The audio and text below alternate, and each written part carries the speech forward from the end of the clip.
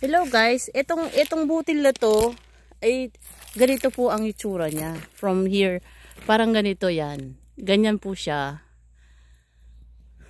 Yan. Galing po siya dito. Tapos bali pinaspas po kasi ito. Pag pinaspas mo, lalabas po ito. Yan. Tapos siyempre pag pinaspas mo, maraming mahuhulog na ayan, yung mga balat-balat.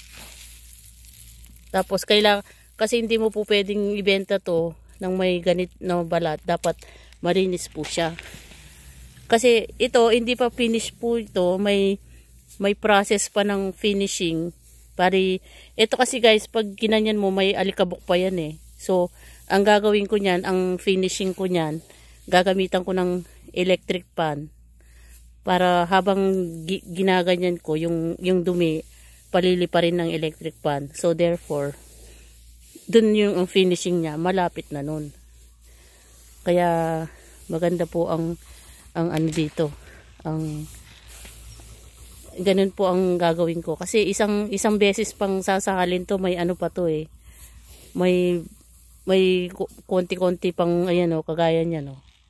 Yung mga parang alikabok na, ayan oh, nakikita nyo yan, maliliit.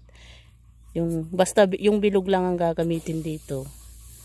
So, okay na siya. Ayan o. Kung makikita nyo, marami pa rin siyempre yung mga lumusot-lusot sa ito, kagaya niyan. Ito. Yung lumusot dun sa butas. Pero kayang liparin na ng electric pan yan guys. Itong mga to, aalisin pa yan. So, ayan po.